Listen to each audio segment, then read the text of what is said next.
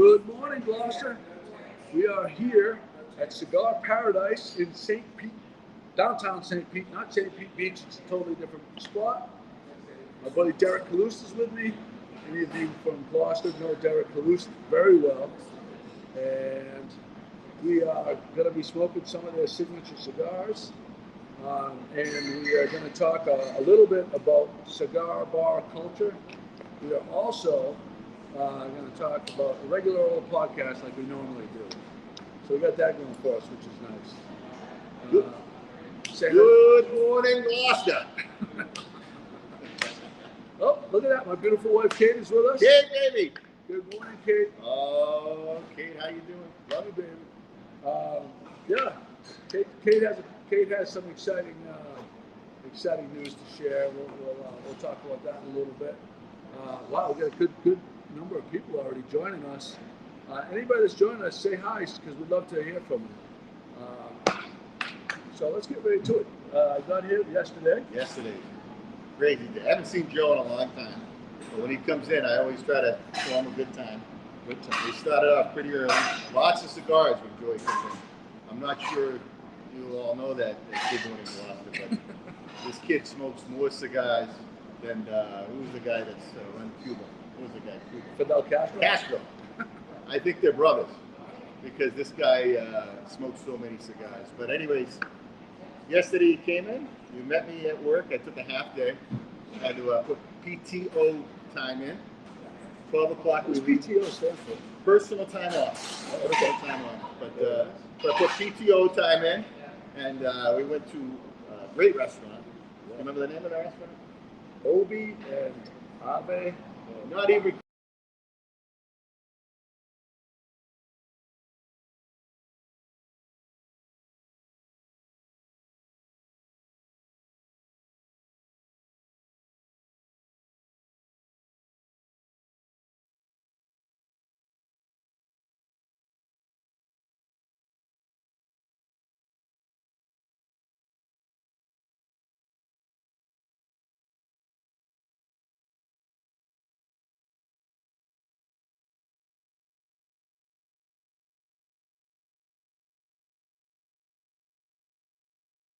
I got you.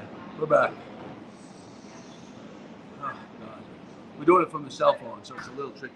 How's the audio, by the way? We're back. Yeah, last time I was on this thing, there was no sound for the first 5 minutes. And it was the best show he's ever done. Yeah, because okay, yeah.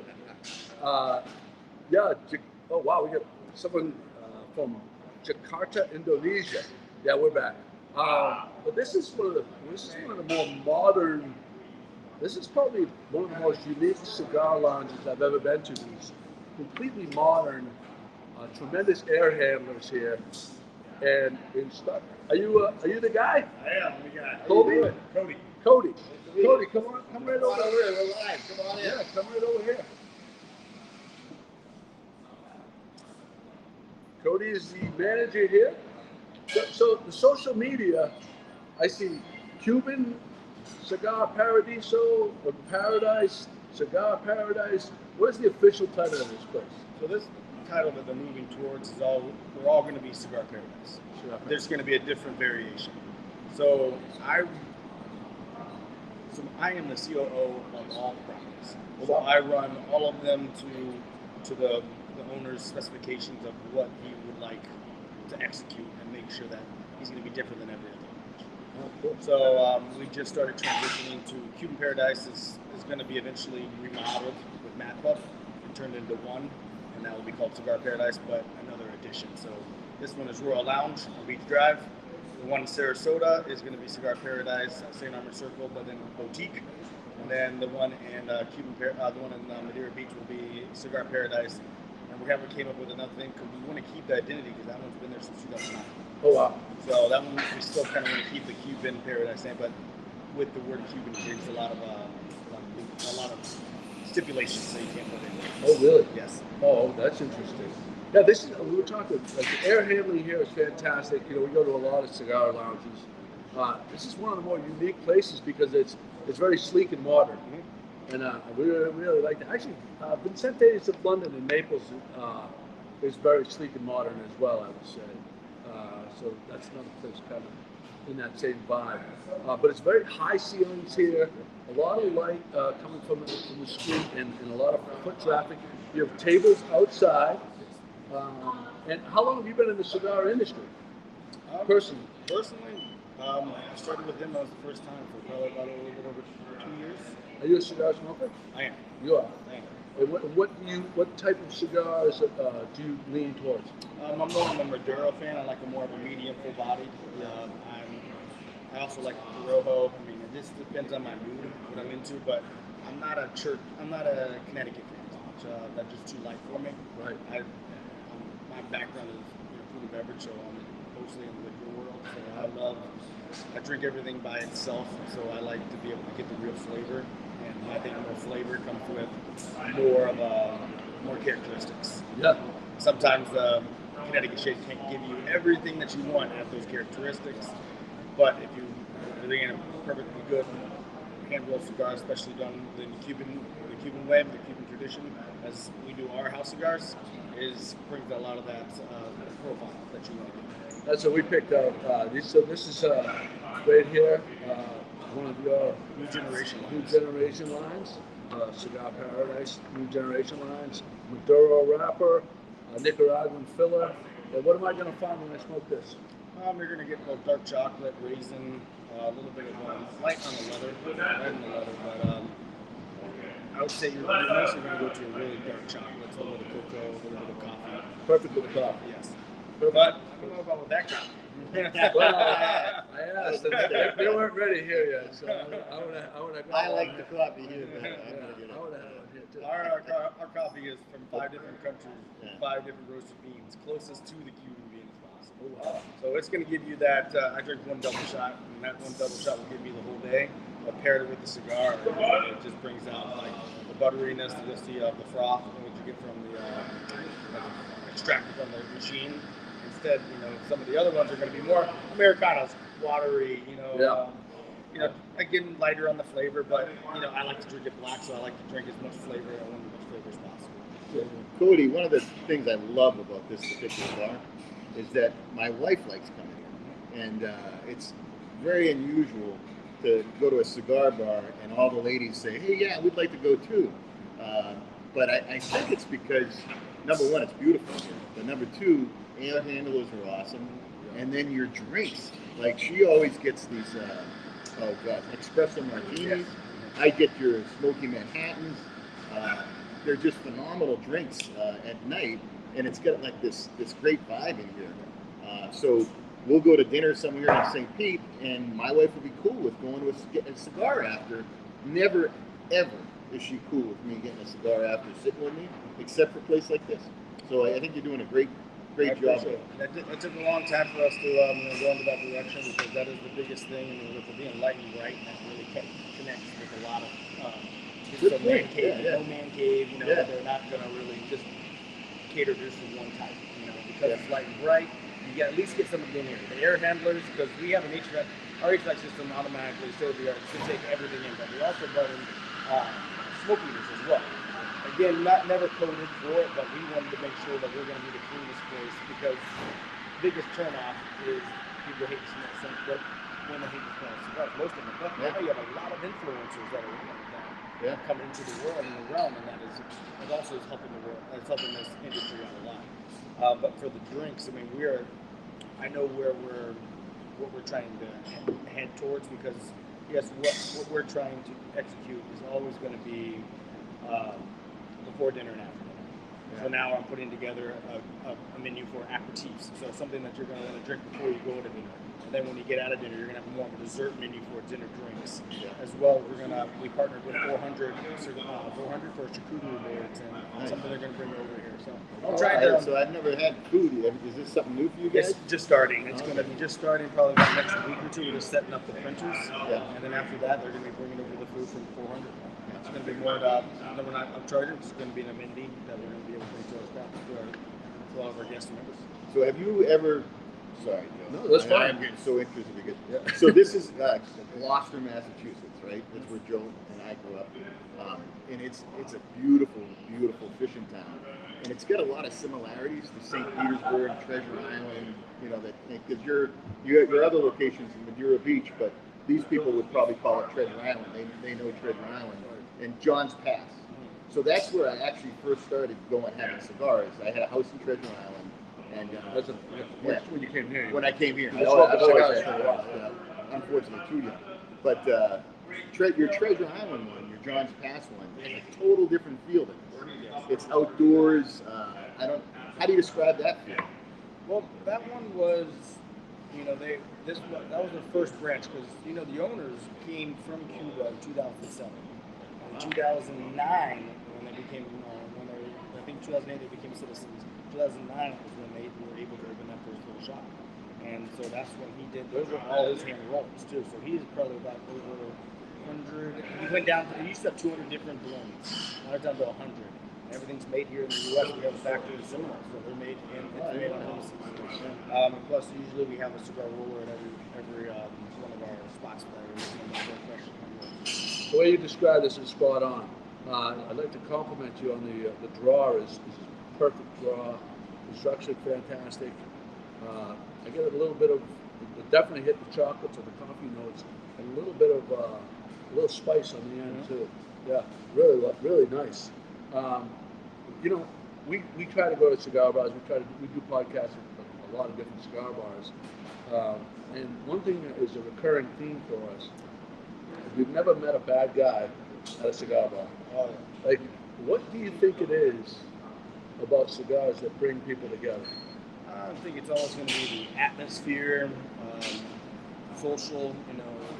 You're never going when you go to a cigar. I feel like you're going out for a different kind of feeling. Like if you go to a bar, you're going out to get drunk. You're going for a different experience. If you go to a cigar bar, you're going to enjoy, going for the little things. You're going to have a bourbon that you're going to sip on, so you're going to want to pay for a little bit extra. You're going to want to find a cigar that you've been looking for and looking for that treasure. Oh, do they have the allocated items that I've never had before? I want to try something new. Are they local? And I think that kind of the privacy as well. Nobody gets into your business. I feel like that's why you don't have that same hostility as you would at other bars and other places. Club, exactly. Right. I tell you, so I've seen it. We were here. Was it 2 years ago or last year? I'm not sure, but anyway, the first time I came here, you had the whole thing with the box and the smoke. Yeah. The old fashioned. Can you describe? So, because a lot of people back home probably have not experienced something like that. Have you experienced it? Can you explain what you do? Yeah. With some of the specialty cocktails. Yeah. So again, we want to make it one of a kind. Everybody has, a lot of these things. It's very hard to be one of a kind in a world that is, has already made everything. But instead, you can take that recipe and you can tweak it and make it your own. So what we partnered with Let It Be Smoked, and they're custom boxes that are for smoking cocktails. So we have our brand located on it. So when it comes to the table, if they look below it, it has a piece of our tobacco, 2 pieces of our tobacco, and we fuse that with a bourbon glazed wood chips, as well as our tobacco, again, chopped up very finely, and put into the smoker while you smoke in the chips. So you're getting a little bit more of that tobacco with the bourbon at the same time. I know it's only 10 a.m., 11 a.m., but if you got one of those, I would love to have one. Yeah, I'd like to present it. Yeah, present it. It's purely for the people. Purely for the people. This is only for you. I will have one. It's not for us. Yeah. I don't like to drink, but for the people, I'll do it. Yeah, I'll make it fun too. I'm gonna bring out 3 smoked old fashions. They're gonna be different because I have a tequila smoked old fashioned, I have a rum smoked old fashioned, and I have our traditional bourbon with our bourbon barrel. You're cool, man. I love tequila's been like the new thing. I switched around with the gin. I have a gin old fashioned. I'm just putting that out there just because we wanted to be a place that had every old fashioned, but the old fashioned is a little different because it has a little bit of grapefruit into it. Yeah. Grapefruit bitters, but it also has a little bit of that elderflower. But I also do it with is that the gin one or the tequila? The gin one. But the gin one, I did it with a bourbon. It is a rabbit hole gin that's in the bourbon cask. So you're getting that bourbon ass. Let's go. So, Oh my God. I'll bring up all 4 of them. Just for This is everyone to cutting try edge. all of them. I mean, I've had plenty of smoky old fashions, and when your box came out, it was the first time that I've seen one come out in a box. Yeah. But I've seen people trying to do that now. But now you're talking about tequilas and gins. Yeah. That's incredible, man. I'd love to try one. Very Of course, special. let me get Awesome. Oh, that's cool. Yeah. Like I said, never met a bad guy in a cigar. Never met a bad guy in a cigar. Yeah. This is unbelievable. So this is one of my favorite. This is up there with, you know. But see, the thing about Burn in Naples is they have the music so loud you can't really have a conversation. It's not what a cigar bar is about. A cigar bar is about is a relaxing conversation. So all the tension in a normal bar, where it's like, you know, like a meat market, you know, the guys are going in looking for the girls and all that. That kind of goes away with these cigar bars because the guys are actually there, not actually looking to hook up on anything. They're looking to actually have like an hour or two and have a conversation like this. So it takes the tension way down. And I actually think the women like that when they get comfortable. They're not getting hit on. They're actually enjoying it too. And it's just a different attitude. But wanted to talk about Gloucester for a sec because you people from Gloucester that haven't been to St. Pete, you got to see it. It's really unique because they have all this grass and land. You got all the buildings, right, and all the shops and restaurants. And it feels like a little European city almost because you can walk around outside and go to these little restaurants. But then you have all this green-like area. I'm not even sure. I'm not using the right words, but like out here, that field is actually. What would you call it? Common area? Yeah, it's a common area, a little park. Yeah. Like I don't. It's owned by the city, so I don't see them ever developing it to be any more than just that park because that's where the Christmas area, the Christmas trees, and all the kind of festivals. That's where they start, like food and wine and everything. They lost that, then that'd be hard. Where were they located? So Joe and I woke up this morning and we walked down to like a farmer's market. We met Meg Montanino. We walked through and we had empanadas and we had all this food. But really it's taken me a long time to understand this. It's these fields, these common areas, these parks that are all lined up on the water. And the fact that you have this cool little city with all these restaurants, and then you can walk by all this green and trees and the water's right there. People from Gloucester would freaking love that if they haven't been here. No, it's a lot of similarities to Gloucester. It's a little bit more urban, I would say, but it has the boating. Obviously, there's some. What do you call that peninsula that goes up with Dock Forge? That's the pier. Yeah, the pier. Pier is incredible. Just renovated too. That was just torn down. That was torn down in 2018 or 2016, and it took a long time for it to be redone. You get a couple of restaurants Yeah. out there. Dock Forge is awesome. There's live music, but also you go to the end of the pier. Tiki and Yeah. Yeah, they have music out there and stuff like that. It's pretty special. It's very special. This is one of my favorite cities in Florida. Yeah, very similar to Del Rey vibe I get from St. Pete. And another part that I would be remiss if I didn't speak to is that you can come here, stay at a hotel down here, Airbnb or whatever, and you do not need a car. Yeah. This is such a walkable city that I really love that about it as well. So these people that we grew up with, a lot of fishermen, and when they would tell me about coming to Florida, they would talk about Treasure Island, you know, that type of area. They would talk about, starts with an O. I'll think about it in a minute, but all these different areas. And this is more sophisticated. Like this little city is just. This isn't Santa Maria. Anna Maria. Yeah. This is not Anna Maria. Yeah, no. It's really got Anna Maria's good a little- restaurants. You know, we have a guy come in later to talk about Urban Stillhouse, some of the Horse Soldier, you know, some of the bourbon. But great story. yeah, awesome place. And I just want to share it with all these people in Gloucester that maybe haven't had the chance to come to St. Pete. What are some of your favorite cigar brands? Well, I mean, besides ours, because it's so unique. It's not as aged as these other names, the big brands. The big brands are aged for at least 2 years plus. And the owner is fourth generation master roller, so that's 200 years in his family that he has these recipes. A lot of these recipes are from just his taking the time, because he was also at that time too was told that they didn't want him into into the cigar world. So yeah, in Cuba so they said, oh, you know, if you're going to be a roller, it isn't, you know, you could be better, you could do something better, you can make more money. So he was put into the university, but he then after that seeked out to be the master blender, to go to school to be the master roller, and his grandfather told them no. He had ties to them, but he said, don't do it, don't let him in there. So he finally found a way around it, and that's how he made his blends. So that's why I respect the story. The story makes, I feel, takes the time for you to go into that cigar or to a spirit, and that makes you know that you're going into something special. So his blend is what I start with first, and then I will always give the most respect to every brand that's out there, because they still innovated. They've done so much. But I'm always going to be a Toro Fuente fan. You know, you can never start with your first cigar. It was probably a short story. Yeah, So, yeah, me too. Boxes of them. Yeah. Chateau Fuentes, you know, those little Rothschilds they had. Exactly. You know, Lately, Rosados have been awesome. Yes. I know, but when we were kids, we used to buy those boxes. Fonsecas was You were a Fonseca guy. I was I used to buy those boxes. I think it was 50 of the Punch Rothschilds in the navy blue box. Lift up the lid. I smoked. Yeah.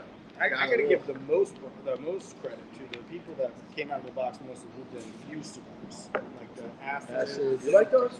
The reason I like it because they're so different. How they came around the science to say, I'm going to infuse this tobacco and change this profile to kind of get more people into that, you know, because that's what I usually tell people that they're not smokers, to start with something infused or a sweet tip, and then start walking your way through, because you can't stop with a before you run. You're not starting with it's funny you say that. I think acid cigars are probably had the name of bringing most people into cigar.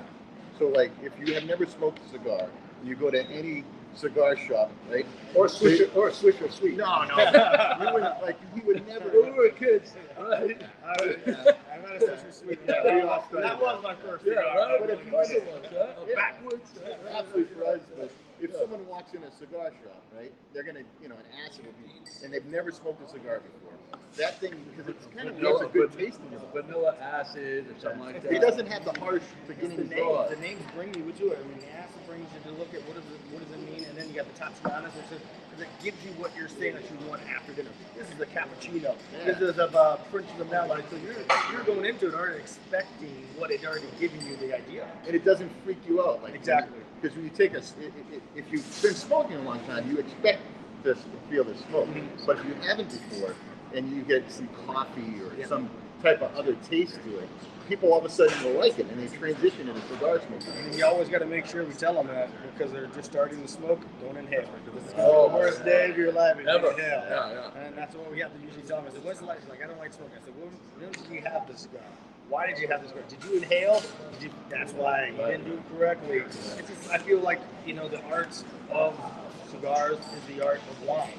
Because you have those sommeliers that are able to, those blenders as well that smoke, those real cigar connoisseurs that smokes to that, so many of them that can find every little taste that they're looking for. Because sometimes you go into it and you're like smoking, you're like, I don't like taste, blueberries, and you don't taste anything. I don't get that flavor out of it. Where are they finding this? And some people have that really good taste buds, and that or be able, we have 2,000 taste buds. Some people really can use every one of the taste buds. Some people can't. So I can't, but only on burgers. Right? Man, I can eat every burger you can ever imagine. Chicken sandwich. But He can dissect that chicken sandwich like nobody can dissect a chicken sandwich. Nobody. No, you don't want to start off your buddy with a Maduro, or But it's funny. Like when I started out smoking, it was always your Connecticut wrapper. And now you go to Maduro every time. Every time. I don't enjoy it as much. But I don't. My favorite blends are Nicaraguan filler Maduro cigars. And, I feel like you get more. And it doesn't, just because it's a Maduro doesn't necessarily mean it's going to be harsh. Like I think people think it's going to be harsh. It may be a little bit stronger, but also a lot of Maduro cigars can have a sweetness to it. You know, and that's what I enjoy. You know, like those chocolatey tones, something goes with the coffee. You know, but yeah. So, do you do a lot of podcasts, Joe, at cigar places? Like, are you smoke? Yeah, we do. You do? Yeah, well, see, I'm from Massachusetts, so there's not many to go to. So whenever we're out, you know, we've done a bunch in Naples. We did one in, oh God, Sarasota. What's the Maduro Cigar Bar? What was that? Was it McCarthy? Yeah, no. So is it true you're getting rid of McCarthy and picking me up full time? Is that what's going on? By the way, happy birthday, Chris McCarthy. It's our buddy's. Oh, it's Chris's birthday. It's his birthday, that's right. Yeah. I heard you guys did some survey with the 50 and under crowd and they wanted more hair. That's what happened, right? And so they picked me up. No, we needed to pick up the hair. Yeah, that's what got. I came up big on the survey. Sorry, Chris. So what are some of your favorite pairings, cigars and drinks? So the first pairing would always be with our smoked old-fashioned cigar with our Maker's Mark there. The reason why is because we got to design that recipe for Maker's Mark. So I got to put the exact recipe we need, and then we sat down what was going to pair with that old-fashioned cigar. So we got to sit down how many steeds of this oak to this oak to this oak to make it our own personal.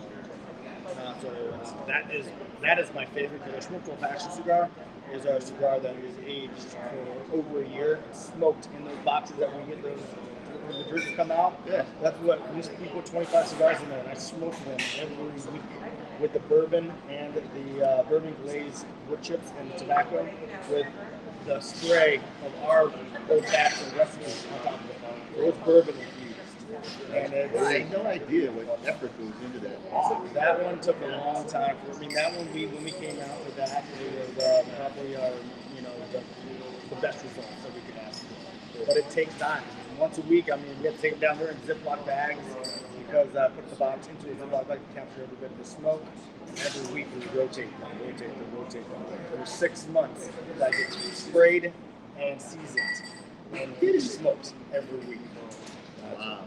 And here I am just thinking, they smoke something in there, and I didn't know the effort that goes into that. That's a labor of love. You got to be in your kind of love of like what you're looking for that day. Because I love bourbon, but I'm a tequila person as well. So if I want something that is, if I drink a Connecticut shade, I'm going to drink a Reposado tequila. If I want something spicy, you kind of play off that kind of mild.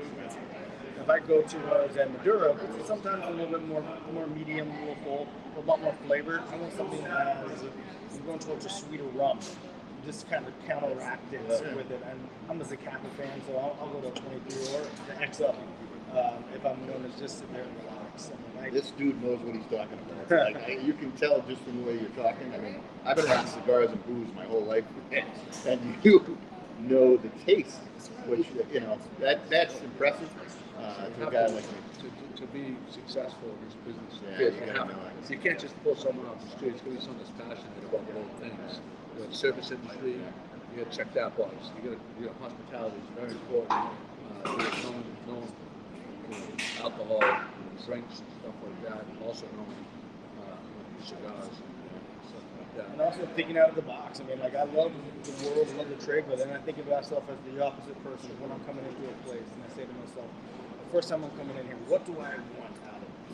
And that's what you got to think, because if I'm that person that's thinking I want the highest standards, so that means I'm going to keep going to the highest, and that means I'm never going to let anybody down, because when I'm walking into a place, I want selection.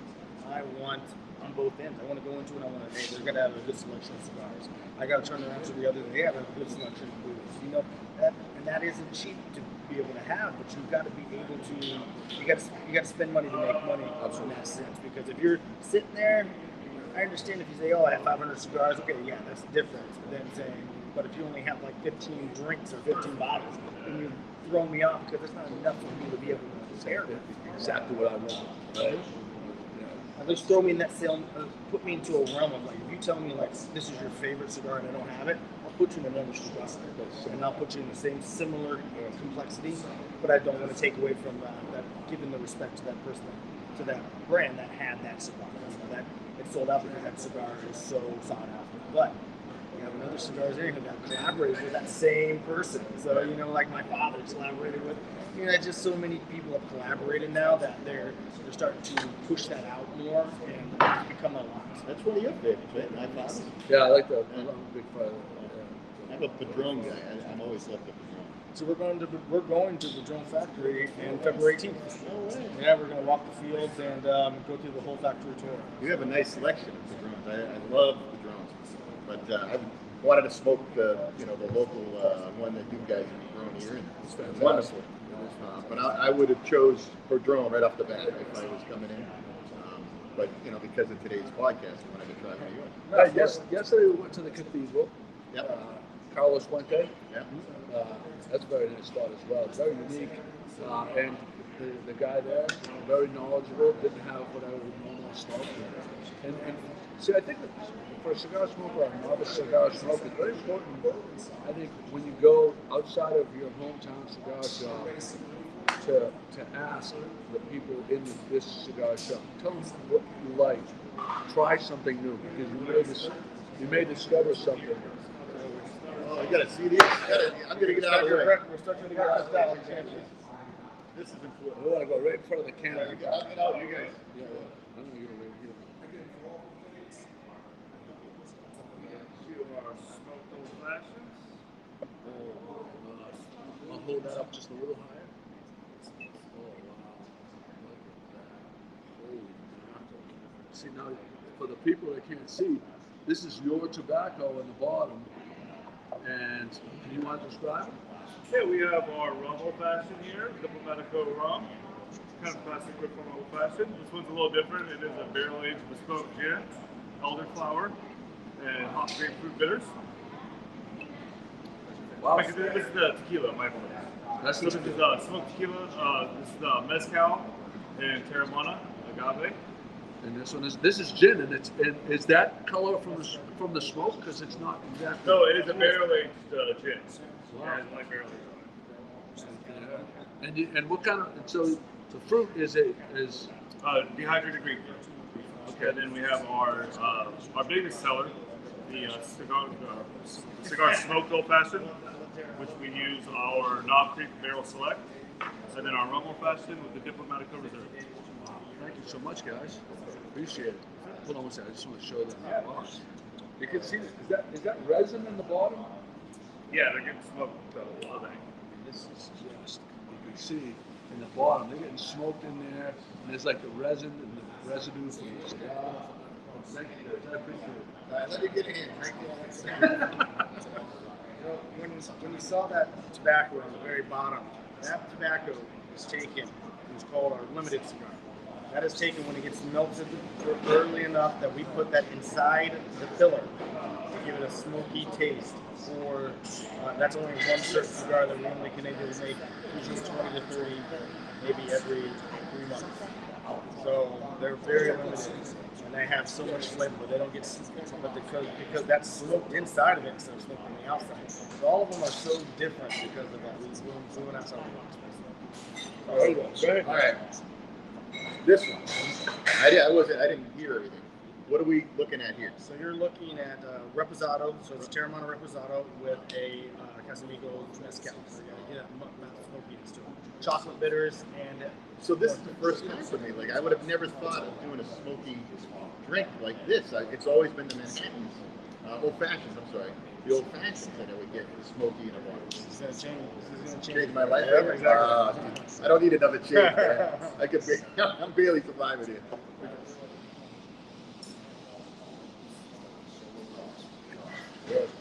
That's shocking. That's absolutely shocking. I'm gonna try that. I'm gonna Please try try that. Please, that's shocking. really the presentation. By the way, my wife would love this. It's tequila too. It doesn't have any kick to it at all. I don't even know how to describe it. Oh wow! So you get the orange peel. It's shot shocking. up to your nose. You get the orange peel. Dude, I'm sold.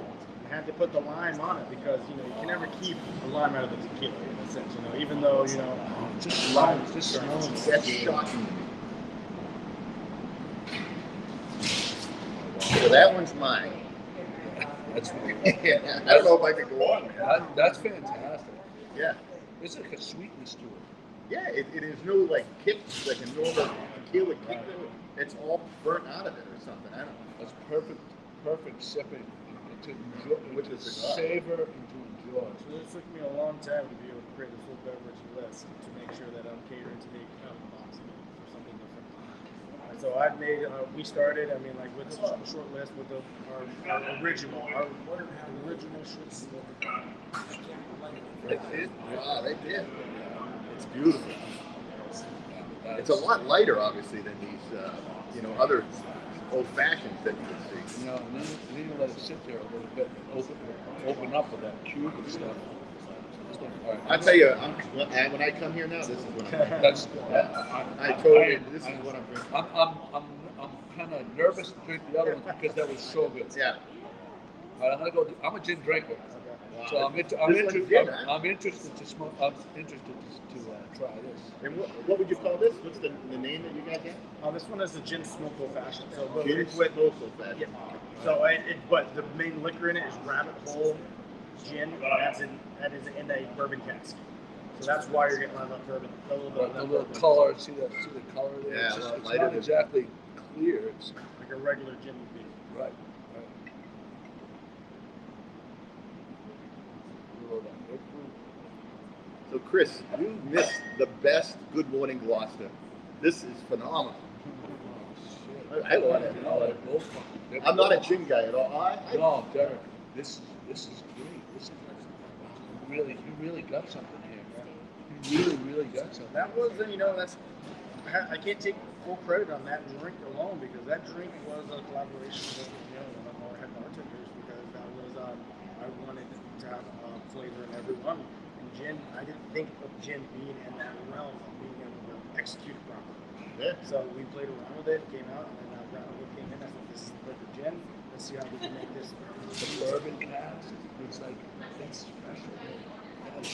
I'm telling you, if you're in the what do you call it? This is the southwest part. What do you call it? I would say the downtown St. Pete area. Downtown St. Pete area. You have to come here. This is a very special spot. All right, we're gonna go to the next one. By the way, I wanted to say that. So my wife's always jealous when I'm drinking these old fashions because she sees the presentation and she also wants like an after dinner drink like that, but it's too strong for her. She really doesn't love it. She's gonna love this. She's gonna love this tequila drink or this gin drink. Absolutely. Yeah. I've become a gin drinker the last couple of years, especially in the summer.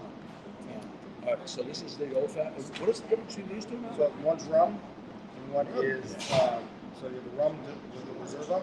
It's a Diplomatic Reserva, and then you have one that's going to be our barrel straight, not proof. So it's our barrel. This guy's phenomenal. And that's the bourbon right there, and that's the rum. Okay. But this is what I would normally have when I come here. Depending on the type of bourbon. 120 proof.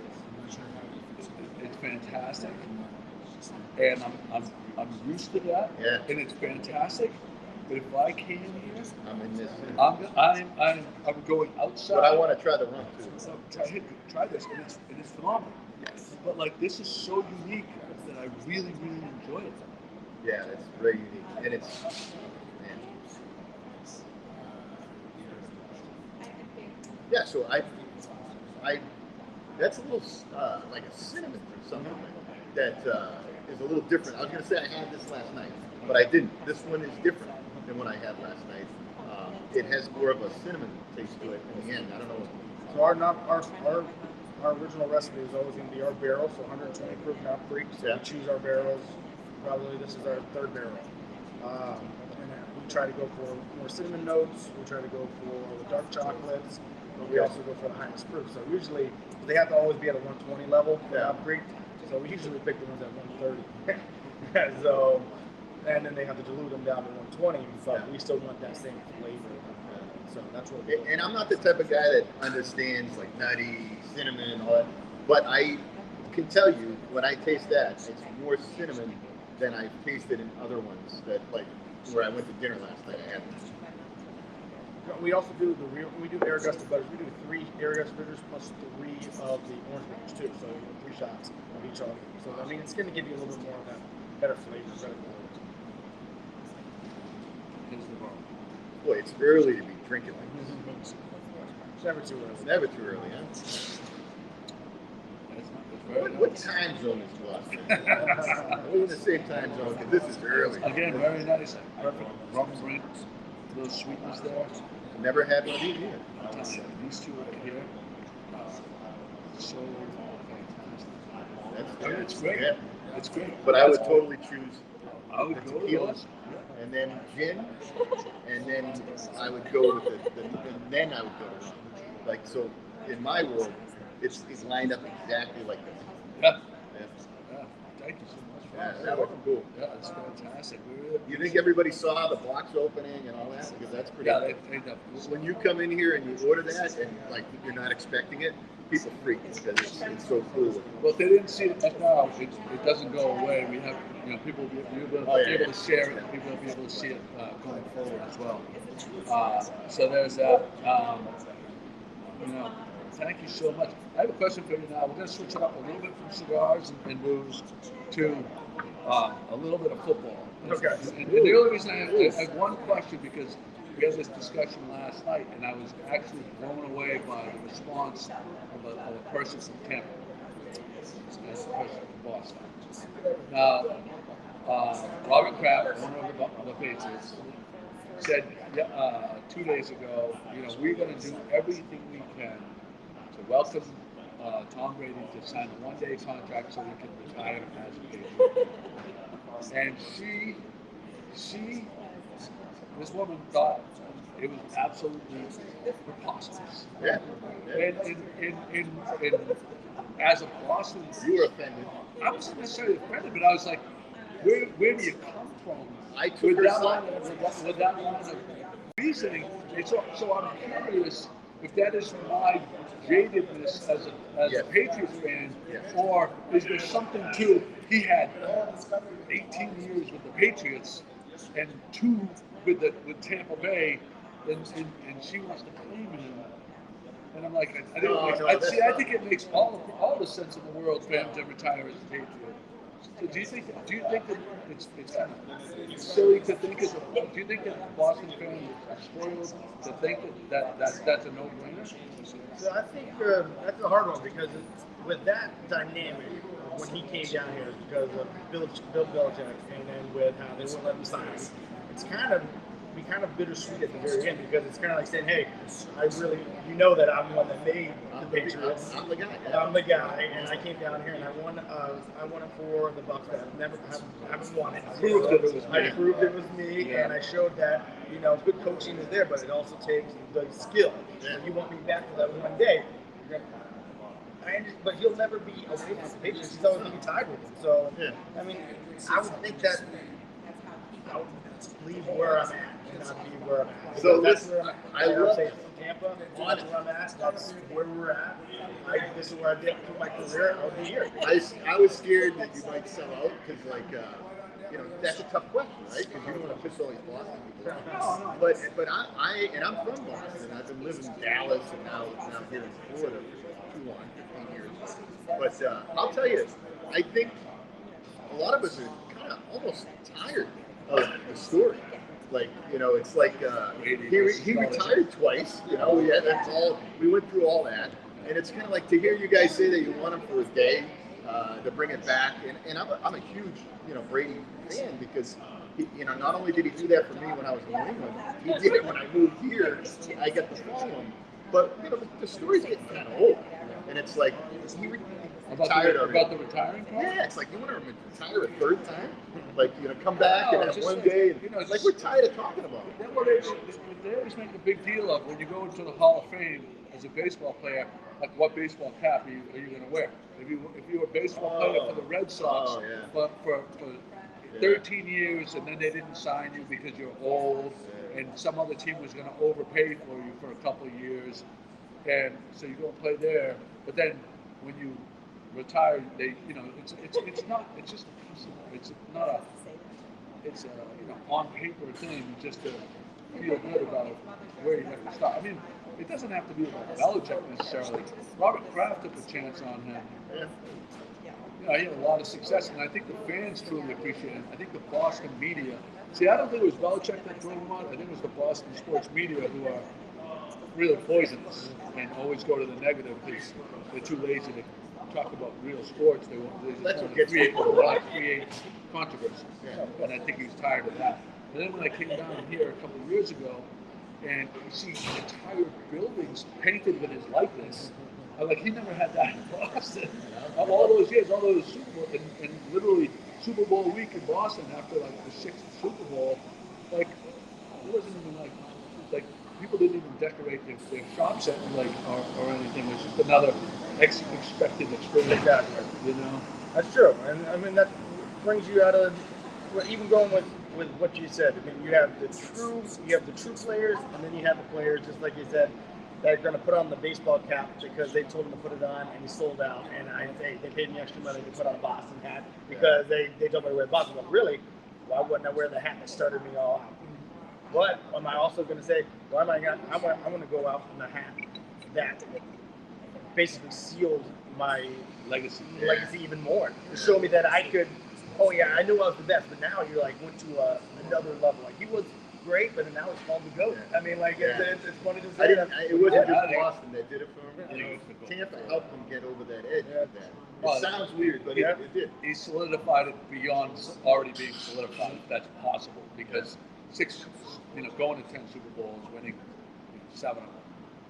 I think you took it too much to heart. I actually feel like the ladies probably just tired of hearing about Brady coming back, leaving, coming back, and all that. I mean, everything's about Brady recently. So some people are just tired of it. They don't want to see it again, and like him to go back. But I know it hurt. It hurt him. I was there. It hurt him. I mean, he owes the fans of Boston nothing. He doesn't owe anybody. That guy, he took pay cuts to stay there. So I wouldn't move on from that, but I just thought that was an interesting take from. I just thought it was a complete no-brainer that he was going to go into the Hall of Fame as a Patriot. It blew you away. I saw your face when she said, "That's ridiculous." Who is this? Why would you do that one day? Yeah, but I think it's because that the lady's probably not tremendously into football, and she's just like probably tired of hearing about Brady retiring, coming back. I mean, it's been a lot about it. And I think at that point with the Hall of Fame, just on my last note of that is that I think when you go to the Hall of Fame, it isn't just. It may have been the last team that got you, or the last team that maybe sealed it for you, but really the Hall of Fame is to show your whole career base. And your whole career base is going to show them that he was 15 years with the Patriots, and then he was with here and he was at Michigan. He wasn't that great of a football player for Michigan, but look what he became because he had that. So I think he has a whole career, not just this is your Patriots deserve to put him in there. I think it's the Hall of Fame is for the Hall of Fame. So Kansas City is a 2-point favorite. Mahomes, injured, but obviously played well enough to win last week against very good. Well, a team hobbled with a fourth string quarterback. So who do you like in that game? Kansas City +2. Are you laying the points? You taking Kansas City? I'm the underdog. I'd rather take the Eagles. I'd like to see the Eagles win. I'd like to see the Eagles take it. Where are you from? I'm from Ocala, Florida. Get out of here, Ocala guy. So I lived up north for a while in Connecticut and Jersey because I ran some bars up there. And no matter what, I was a Patriots fan too. But I'd have to say I always like to root for the underdogs. None of them have ties to it, and I think Mahomes is so overpaid and thinks he is the Brady, and he hasn't deserved it yet. So Thank you. This is my guy. This is my guy. He's won exactly 1 Super Bowl, and they said they're anointing him like the best ever. I'm like, how can you even put him in the? I mean, he's gifted. The tip of the cap. He does amazing things on the field, but he also has had a tremendous cast of characters around him. Like Brady did not have. Brady only a couple times had like players like Randy Moss, like for a year or two. And he had Gronk, obviously, the best ever. Sick. But other than that, over all those years, he had a middling core of receivers and did it. Gronk, if you're watching, I want to party with you, pal. Yeah, he's a bad man. I have not.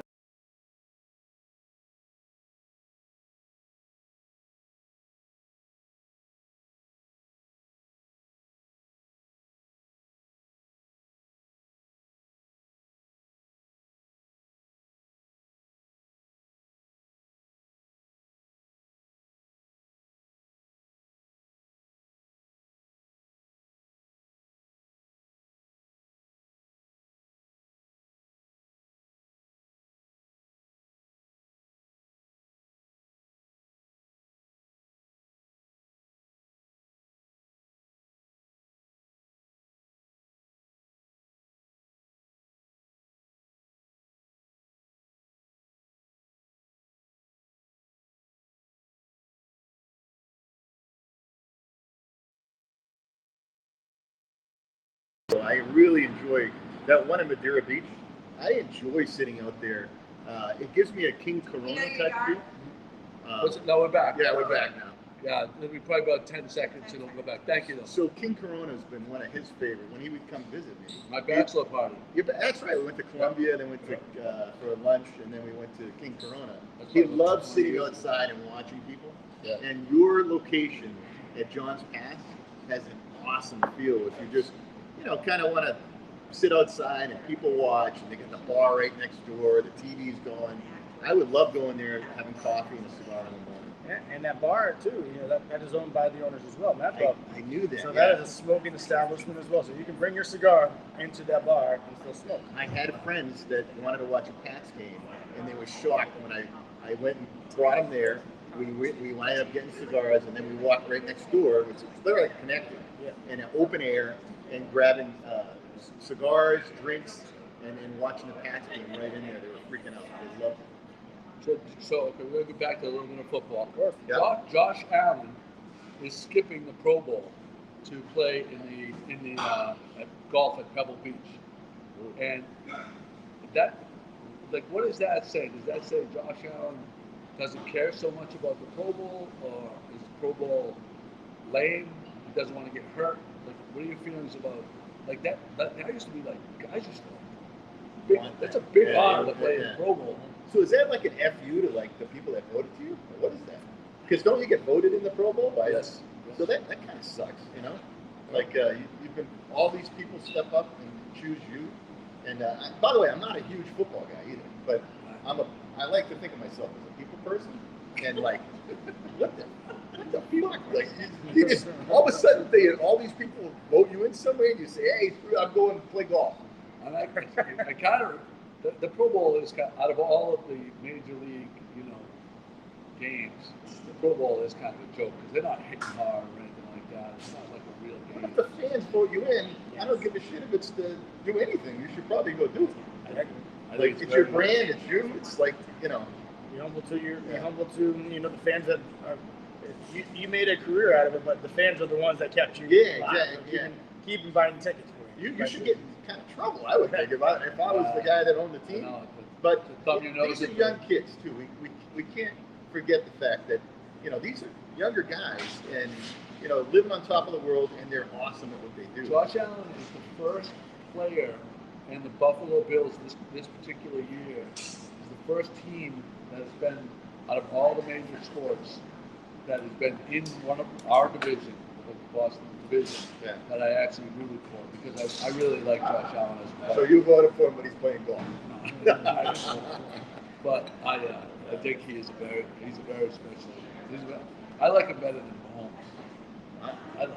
I like his style of play. He's an animal. He's a beast. He's an animal. I really like Josh Allen. But, that's just me. I liked him until he played golf. To me, that's kind of a little weird. But. So do you live in downtown St. Pete? I live close to downtown St. Pete. So St. Pete Beach, totally different vibe. Yes. And Tampa, totally different. Totally different. Oh, yeah. So can you guys speak a little bit to compare and contrast each area? I'm gonna start with you. Yeah. So I live on Gandy. So I live 15 minutes away from downtown, 15 minutes away from Tampa, and then 30 minutes away from Madeira Beach. But I would say that Tampa has got the vibe of what old St. Pete used to be. Beach. And old downtown St. Pete. Because old downtown St. Pete was about culture, about finding the restaurants that were not chained. Now we're starting more craft mentality, but downtown Tampa now has kept. They're basically polishing everything. They're starting to, instead of just being the north of Tampa was the good, and the south was starting to be like. Now they're starting to rebuild everything. Armature Works. He's talking about. I took him there yesterday. Riverwalk. Yeah. I mean, the wharfs of Landing. I mean, like that has a lot of restaurants on it. Yeah. That is, if you're a foodie, that's where you want to go.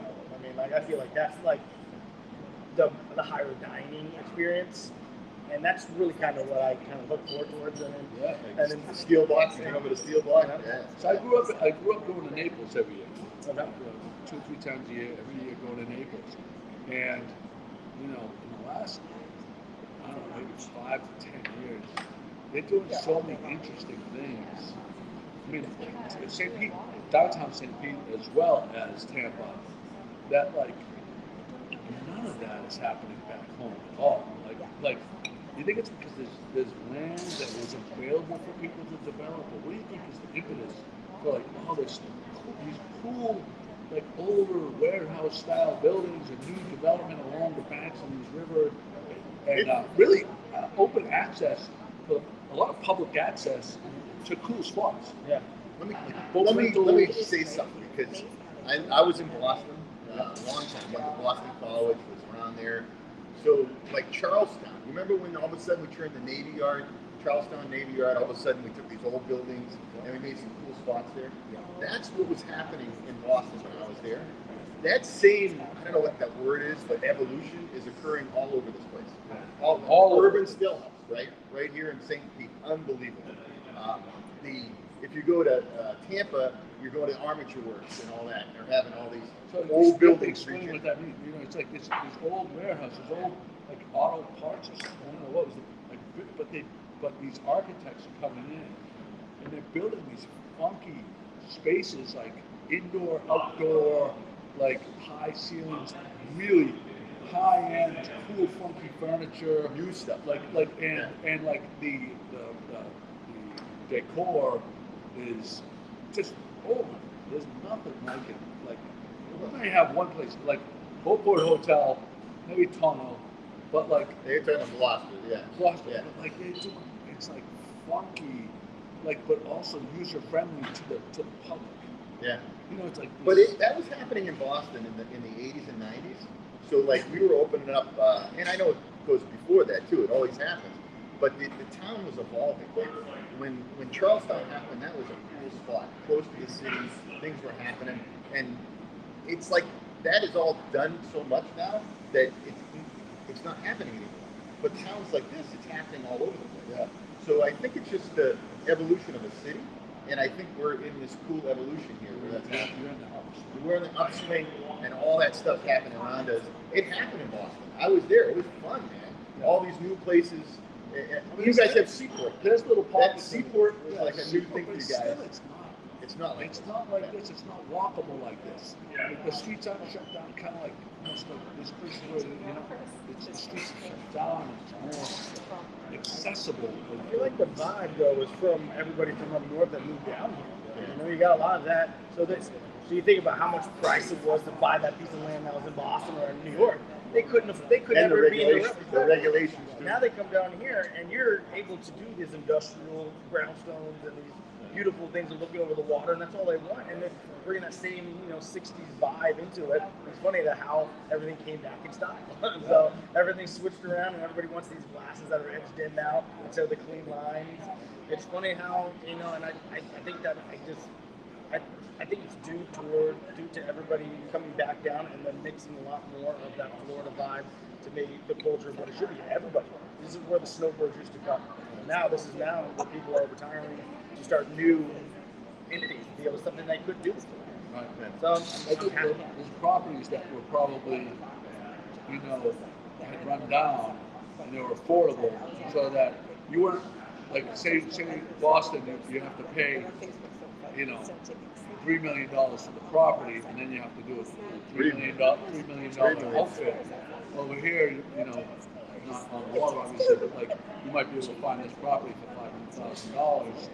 An old abandoned warehouse, and put that money into it, exactly. and you really got something. Exactly. And liquor license isn't that much, and stuff like for that reason. I mean, you're able to really create a lot more bars down and restaurants down here. Stipulations with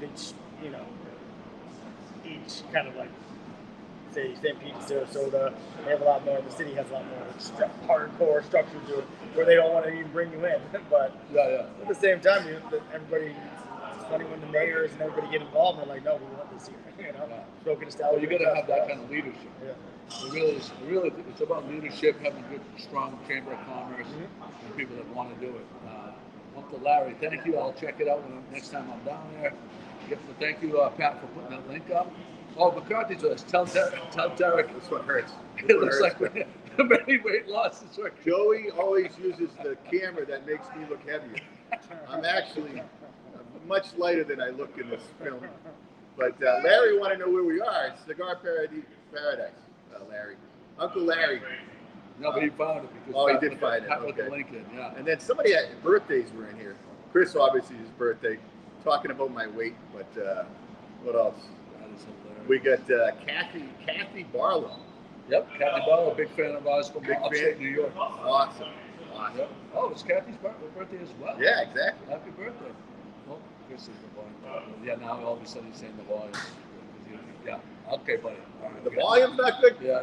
Yeah. He's all of a sudden. And he's neither is like, the camera angle either. That sucks too. Because I look heavier than I really am. Yeah. Oh my God. So if you had to pick one area, Tampa, downtown St. Pete, or I think they all have the pros and cons. Like I think, like Tampa is up and coming. St. Pete, being downtown St. Pete's great, but it being so expensive. You know, like it basically kicked everybody out. So it's hard to find like really, you know, for establishments, it's hard to find really good people to come here because parking's really bad, as you see, and then the housing market's too crazy. Now if you go down to the beaches in St. Pete, beautiful beaches, we're the main best beach in the world. Yep. I mean, we're next to Clearwater as well. But then you got Madeira Beach, you know? Even though it is St. Pete Beach, it's still classified. Yeah. Madeira Beach is that still hidden gem where John's Pass and that Treasure Island where nobody thinks about going to anymore. But I think that's going to be the next one that's going to be kind of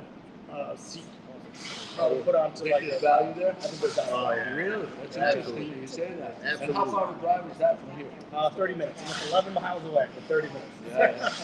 I Like like it. What I found interesting too is all these shuttles, these little boat shuttles that can get you anywhere. Yeah, that ferry just left this morning out of St. Pete, goes to Tampa, and people will come back and forth. A lot of people from Tampa will get on that ferry in the morning, come here and spend the day here, and then go back.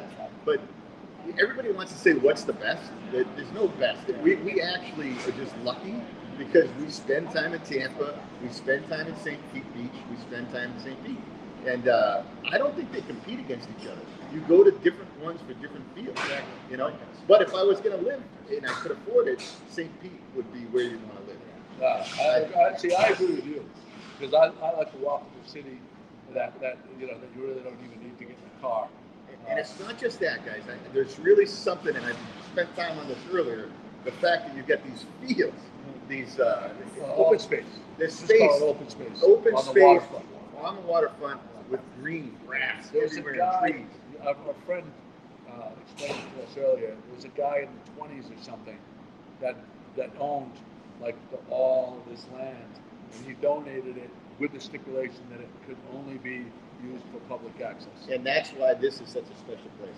Because you can go to Tampa and do the river walk, but you're not going to see much green, not much trees. But you go here and you get a feeling of being really outdoors, but you're in the city. You can walk up and you get a European feel because everything's sitting out front and everybody's on the street having drinks and dining. Exactly. My wife, I'm surprised she hasn't made fun of me yet because it's all I ever talk about is like these cities just like this. You know, like there's a main street and there's 1,000 restaurants and bars that you can go to, outdoor dining and stuff like that. Cities like I love Delray. I love it here. Like I feel like this is. I don't know.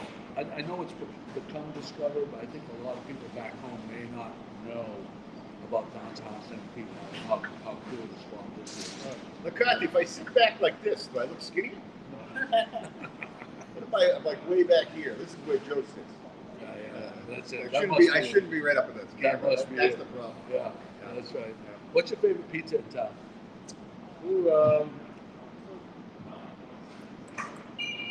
Yeah, Flippers, that's right on 4th, it's really good. Then there's another place that's right next to a little cigar shop that's right down the road. I think it's called, I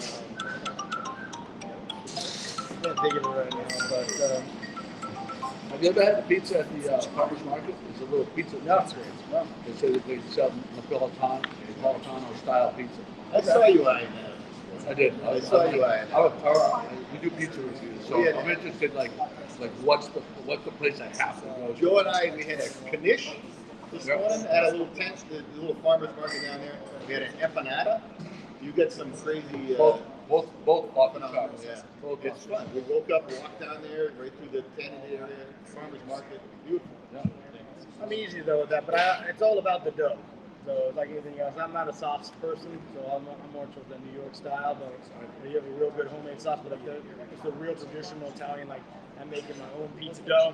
That's really what I go on. With the cheeses and everything else they didn't reinvent it. That's good. The pizza in Gloucester is, this is why you're infatuated with it. It's the best. I mean, I freaking love going home to Gloucester. A sub and a pizza. It's good. It's good. I mean, it's not New Haven. No, but I still love going home. It's the type. The Sebastians. Connecticut, right? Hey, Craig Kimberly, how you doing, brother? Everybody saying happy birthday to Chris McCarthy right now, our buddy. I'll be seeing him in a couple days. I wish he could be here with us. But it was nice to meet you so much. Awesome, man. You carry the soldier horse? Horse.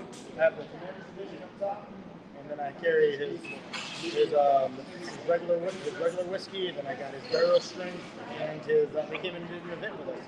So he's right here. Keith is right here. We're going to have him pop in. Okay. All right.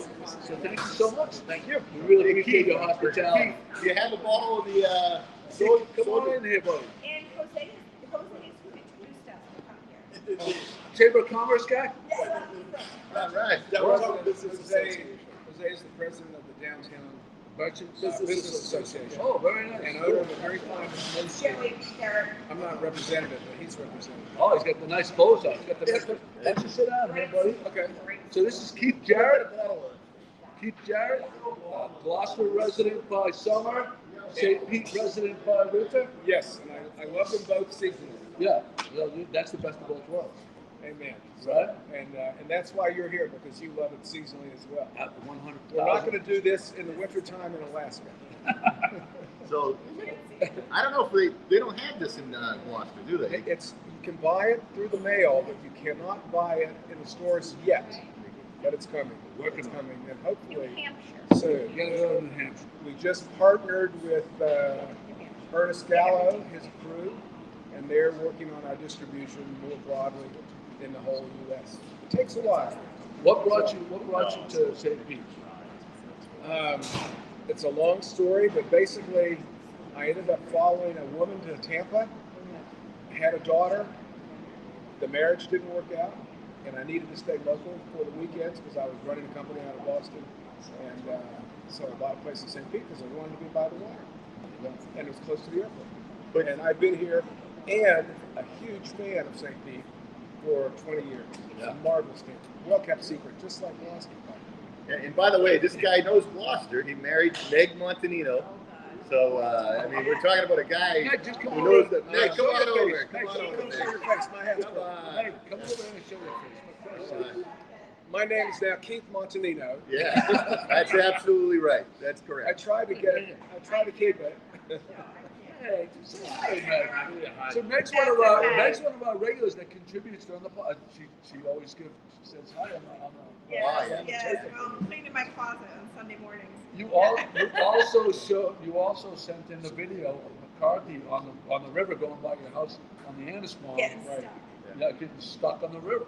Full of profanities. Yeah. Full of profanities. Yes. That's Yes. Wow. That's I what he caught does. him right at low tide. He couldn't get through. Yeah. That's a normal day for Chris, by the way. That's Yeah. It was what was our. that, a Thursday? Was that a Have they Thursday? taken away his boating license? I think so, yeah. That's why I think he had to move, right? He had to get out of there, He right? had to put a special flag for the other boats to stay away from him. Yellow. Yeah. He had a yellow Our boat Yellow dock was flag, our with the yellow weekend. flag. Our boat dock was our weekend party activity until the Corps of Engineers again replowed the channel because every other boat was getting stuck. It's always kind of fun to watch. You know? Red. It's like the bridge. Yeah. It's like cut bridge craziness. We had Annisquam River Channel craziness. Same thing.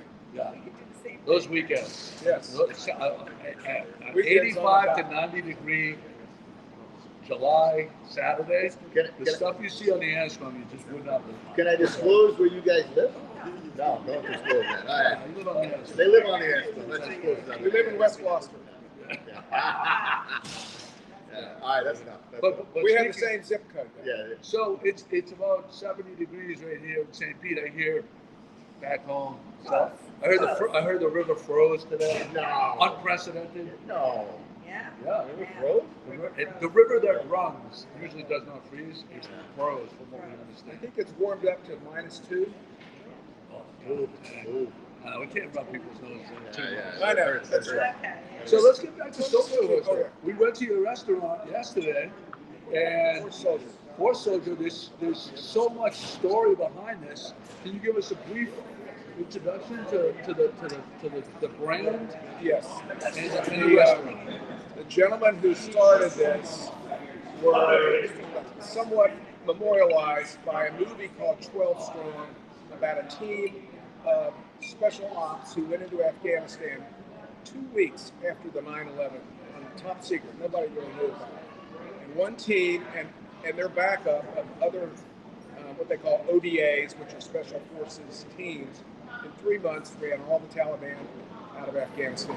Basically, if we just left them alone, the war would have been over. But of course, in came the politicians, and 20 years later, we know what happened. But these guys, after they eventually retired, there was 3 from that team. They hooked up with other special forces guys looking for something to do, and they ran across a little boutique distillery in Wyoming on horseback ride, and they decided that's what they wanted to do. So they came back to St. Pete, which was one of their homes, and they started this distillery. And they ended up coming to me because I had a building that was empty with my group, and they rented it. And so we rented the building. We helped them build the restaurant. We've invested in their business, and so we're partners pretty much in all that they do. But they're hugely talented, so all I can say is they're also talented distillers. So buy the products, even if you have to go online. Yeah. Well, Go to New restaurant- Hampshire, guys. You the pick it up Go to and New bring it back to Hampshire. Gloucester. Make sure to pay your taxes at toll booth when you come back, or mail them in to the new governor. Either way, I tell I you, mail them from Florida when I go. the build out of the restaurant is pretty spectacular. They did a tremendous job. So it's hard to describe. Come experience it for yourself. Yeah. The urban still Can you show has. some pictures on the blog so that people can see it? Well, I can't do it if I have. Not now. But No. like, I already posted a video on Instagram. Actually, it's going to be on the blog. We did a little video. If they just go to the Urban Still House in St. Pete, they'll have pictures. Yeah, and It's it's pretty amazing. spectacular. And it's even better in person. And you were telling us a story about they had the special room for the founders. The team room, which is kind of their recluse. Yeah. So they need time. These guys were operators for 20 to 30 years. Most of them in and out of the field. A lot of them had hitches with the agency or the NSA. And so they lived a life of stress and danger. And that really affects you, wears on you. And so they need distractions, they need camaraderie. So you were a West Point guy? I'm a West Point guy, proud member of the class of 1970, which was back when you guys were just hitting baseballs. Well, no, not yet. I was only 3 years old. So was it hard to get into West Point back then? Yes, it's always hard to get into West Point, and you need an appointment, like from a senator, a congressman, president and vice president have appointments. If you're the son of a Medal of Honor winner, you can get an appointment. Or if you're a super jock, sometimes they'll have appointments left over that they will allocate to. But everybody goes through the same lengthy process of emotional testing, mental testing, physical testing, and grades and background, and then they select the best candidates out of the pool. So I came from a little town in West Virginia. I probably was lucky that I didn't have a lot of competition. So by default, they let me in. Yeah, being modest now. Yeah. No, that's a very special experience. It's a wonderful place, and I'm a loyal supporter of the institution and my brothers who graduated with me. Were you a bourbon drinker before this? I grew up drinking bourbon, obviously, from that part of the world. I eventually changed to become a Scotch drinker, and now I'm back to drinking Horse Soldier. Yeah. That's kind of a natural progression. Right. To Scotch anyway. I like Scotch. I haven't got there yet. But this this is the best. So, Yeah. Horse Soldier. So what are some of the characteristics you'll find when you drink this? Well, if you drink too much of it, you'll get loaded. So I would advise that. It's a mild whiskey with a good flavor. It's great for mixing. Their specialty is old fashions. I'm thinking you probably had one here, but it's also good on the rocks. This is the straight. The next brand up is called the Barrel Select. If you're going to drink it just on the rocks, that's what I would recommend. This is probably $55 or $60. The next brand up is another $20, and then we have a Commander Select. It's $180 if you really are an aficionado. People, I really didn't know this until I got re-involved in bourbon. That there are bourbon clubs where they have some occasionally at the Urban Still House. You have to bring a bottle of bourbon for people to try, and the minimum retail value of that bourbon has to be $2,000. So I didn't even know you could buy $2,000 bourbons, but you can buy Happy. $100,000 bourbons. They have, and so it's a cult, it's a thing, and it mixes well, particularly for evening cocktails or morning cocktails. Hey, With cigars. With cigars. With Joey and his crew. So you might have explained this, but what's the significance of the horse shoulder? Oh, wow. Look at that here, guys. Wow. Thank you. But the horse Tremendous and the soldier hospitality. that's on here, because when you go to Urban Stillhouse, they actually have this beautiful horse soldier statue. If you go to Ground Zero, Full-size statue. if you go to Ground Zero, by where the World Trade Centers used to stand, you will see this exact statue right there at Ground Zero. It's representative of the team of special forces that went in because they had to ride on horses into Afghanistan because there's no way to get tanks and standard armored vehicles through that terrain. So they had a couple of guys who grew up on Kansas farms. They all got horses, they learned how to ride, and they chased the Taliban on horseback. Go see the movie 12 Strong. Yeah. Chris Hemsworth plays the captain. The real Chris Hemsworth is now one of our partners. Really? Meg wants me to swap this guy off with Chris. Yeah. Chris has turned us down. Oh, yeah. We're working on it. So what are some of your favorite things to do in this area? You say, Pete? Yeah. Well, this is a town just laden with good food, great music, great museums, great weather, and great water. So it's like you have an embarrassment of riches on what to do every morning when you get up. Like Gloucester. Gloucester in the summer similarities. is very similar. Right. We have from this building where we actually live in a condo on the straight upstairs. I was trying to get my personal elevator into the Cigar Bar, but they turned me down. We can walk to 5 world-class museums within 15 minutes. Salvador Probably Dali. the Dali, the Mahaffey, the Chihuly, the Raymond James, the Arts and Crafts Museum. Probably 40 restaurants, probably 10 music bar video venues, and the beach or the water for 4 miles right across the street of park and water. So, Do you get professional sports close by? you can actually walk to see the Tampa Rays. Yeah. It's a mile. You ever go to Ferg's? Ferg's is one of the most famous sports bars on earth. Yes, often before the games, after the games, and of course, right across the bridge into Tampa, you have Raymond James Stadium, where up until 2 months ago we had the GOAT, who, particularly when the GOAT came south to the Bronx, I was one of the happiest fans on earth. Because then they won the Super Bowl after being a Patriots fan, still for 20 years. So Derek told me this morning that they made the season ticket holders. They heard that Brady was going to retire, and they made the season ticket holders vow to get 2 years. Which has re-up never for happened. 2 years. Oh my goodness. Yeah.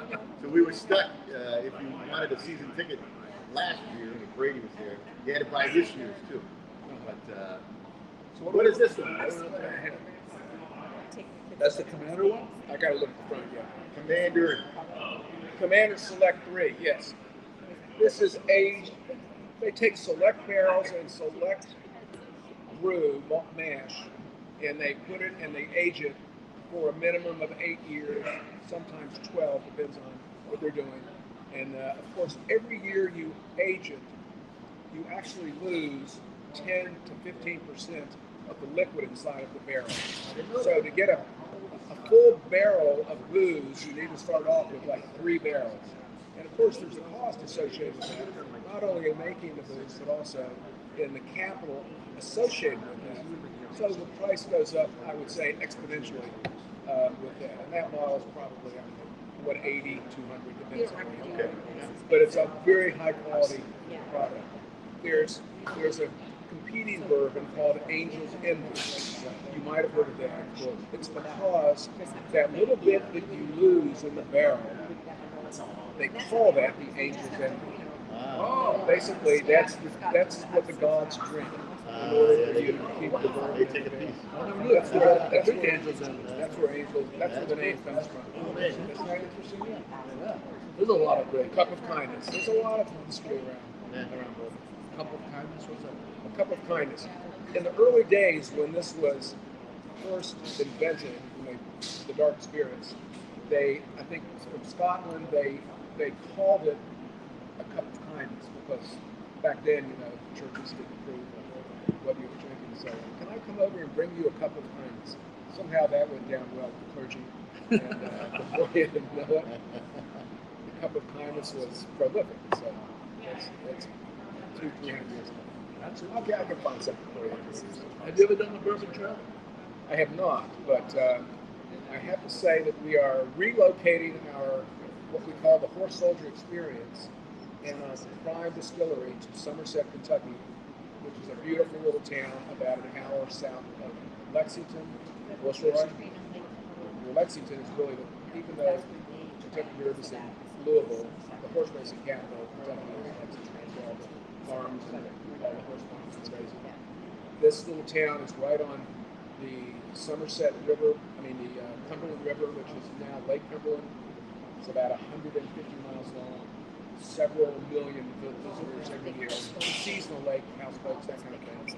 And right there, we acquired an old, downbeaten municipal golf course, and we're turning that into the Horse Soldier Farm for a massive sized distillery, enough to produce the growth and to take care of us for the next 10 years. We have a museum of special forces, a museum of bourbon, a large boutique hotel, 2 or 3 little restaurants, rides for the kids, and a special paddock because this is Horse Soldiers designed for all the beasts of burden that have been used historically by the armed services. Instead of going to the glue factory, they're now going to come to our paddock where they can live off the rest of their natural life and maybe have kiddie rides and petting and all the Great story.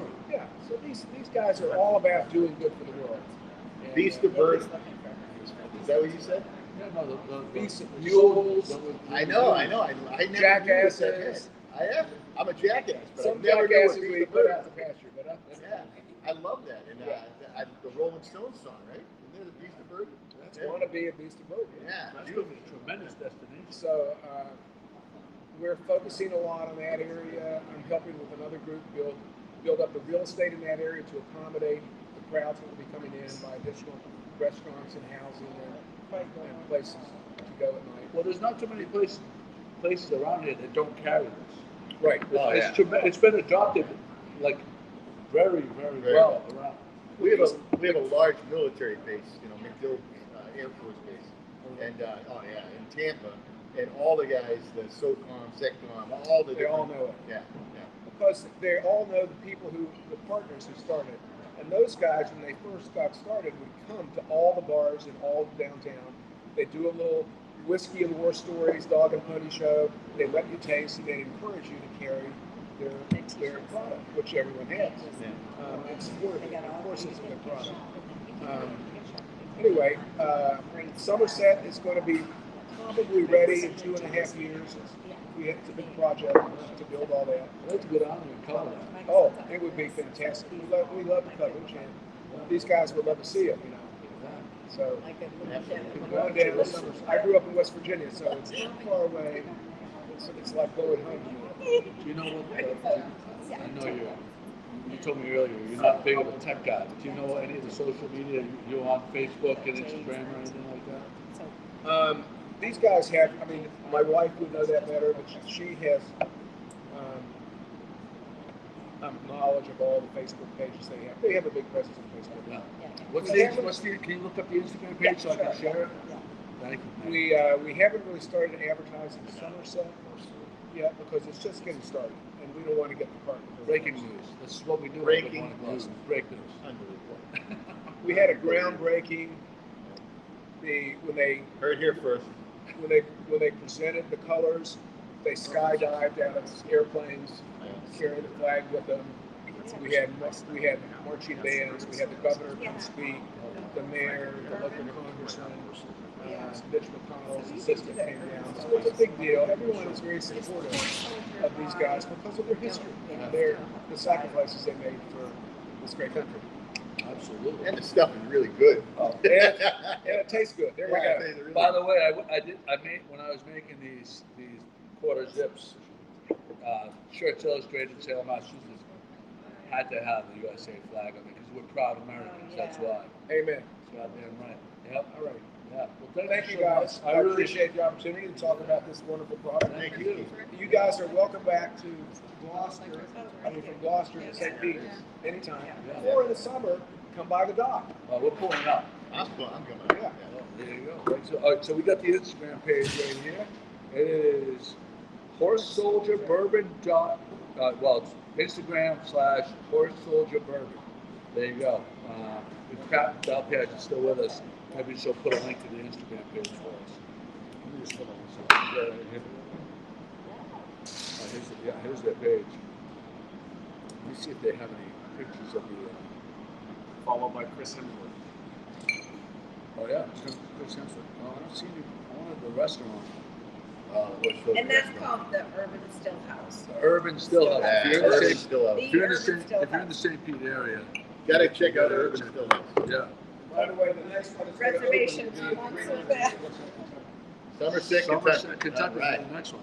So there you go. Once again, thank you, and thank you for joining us, and happy birthday to Chris McCarthy. We got one more thing we have to do. Jimmy Dalpiaz isn't with us, so I'm gonna have to do the honors here. Hold on 1 second. We gotta pan up for a second. Hold on, let me put my cigar down. This is customary. Right there, we got it. Okay. I'll put the hat this way. Makes more sense, I guess. Right there, there's the thing. Ladies and gentlemen, no piping plovers were injured in the filming of this podcast.